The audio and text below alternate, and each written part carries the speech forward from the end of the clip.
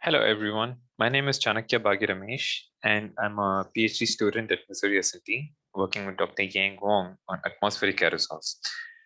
Today, I'll be presenting the project that we've been working on titled Characterizing the Vertical Transport of Aerosols During Deep Convective Events. First, I would like to thank Dr. D.A. Wang and Dr. Scott Giangrande from Brookhaven National Labs and Dr. Jian Wang from Washington University in St. Louis for giving us their time and collaborating with us. So just a quick overview of the presentation today. I will first give a brief background of the topic, explaining the motivation of the study, followed by our objective. Then we will look at our methodology and the results for some of the vertical transport cases, and then summarize them. So a brief background into the topic. So in this project, we focus on deep convective systems because convection in such system is a very highly efficient mechanism of vertical transport of aerosols.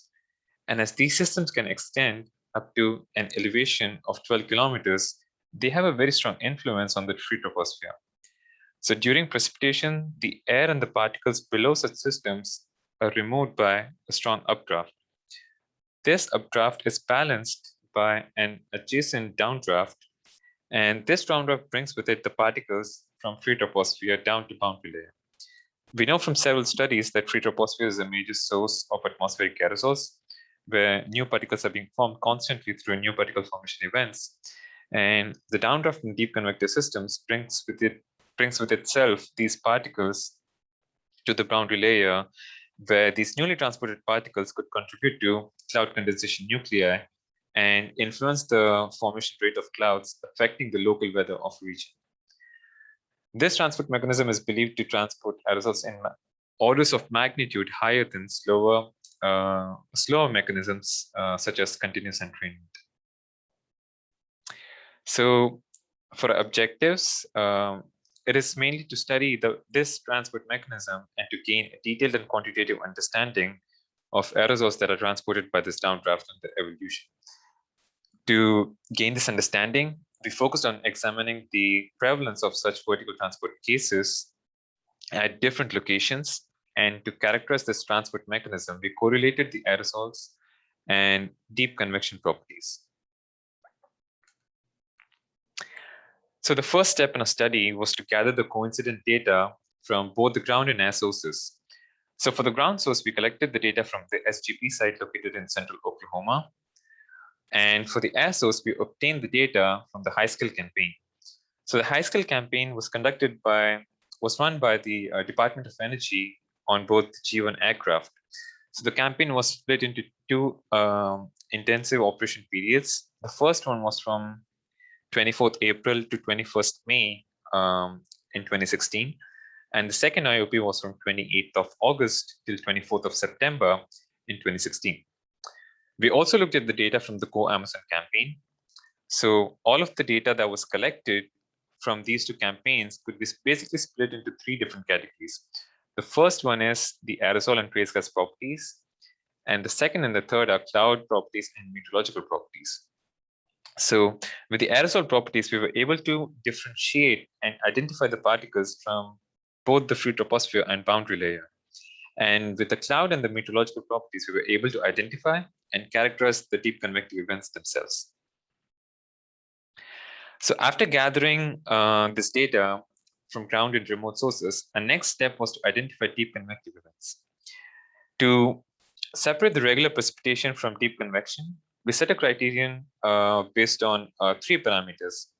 First was that the minimum precipitation threshold needs to be higher than or equal to 3 millimeter per hour. And the second requirement was that the events within 1 hour, they were considered to be the same event. And the third was that the convective system needs to have a cloud top height of greater than 8 kilometers. Here you can see that a deep convective system is being highlighted by the red box. So there are several features here that tell us that this is indeed a case of vertical transport of deep convection. First is the intense precipitation with the intensity of 30 millimeter per hour, which starts at around 8 local time. And you can also see a rapid decrease of the equivalent potential temperature. And along with this there's also a decrease of carbon monoxide concentration. Carbon monoxide concentration is not affected by precipitation and is usually higher in air beneath the boundary layer because of the pollution and lower for free tropospheric air.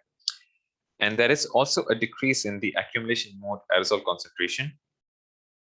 And there's also at the same time an increase in Aitken mode aerosol concentration. These Aitken mode aerosols are transported from free troposphere, and all of these are strong indicators of deep convective aerosol transport. We can further characterize this event by looking at the data from the arm zenith radar and the Doppler LiDAR. So the KSAR data gives us the reflectivity of the clouds, giving us information on how high the clouds extend to. And here we can see that the deep convective system reaches an altitude of greater than 10 kilometers. And for the same event, we can see that the Doppler LiDAR tells us that there is a very strong downdraft happening.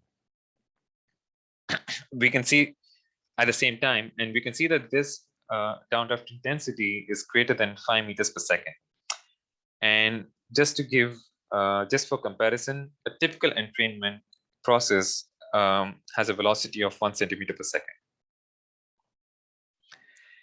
So when we looked at all of the data that was collected from the high scale campaign, and we've identified 11 cases of deep convection for the 51 days the high scale campaign was conducted. And of these 51 days, we were able to identify 11 cases, and we quantified the main parameters which were then used to characterize these events. So the parameters that we used were the change in equivalent potential temperature, the change in peak diameter of particles, the change in number concentration, and the change in carbon monoxide concentration. We then performed the statistical analysis on these properties against the change in equivalent potential temperature. We found out that the change in particle diameter and the change in carbon monoxide concentration had a good positive correlation with equivalent potential temperature.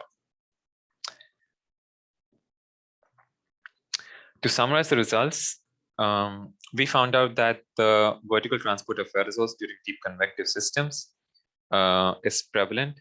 And we also found out that such events were best characterized by a decrease of equivalent potential temperature, an increase in Aitken mode aerosol concentration, and the decrease of aerosol sizes. And we also noticed a positive, we also identified a positive correlation between the change in aerosol sizes and the change of equivalent potential temperature. And going forward, we plan on correlating the downward mass flux observed by the radar wind profiler and arm zenith radars with aerosol properties. And also we plan on examining the wet scavenging mechanisms of aerosols, removal during precipitation, and evaluate the impact of deep convection on cloud condensation nuclei population in the boundary layer.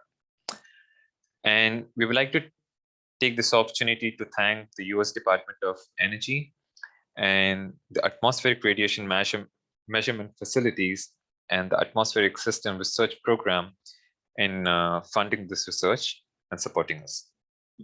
Thank you.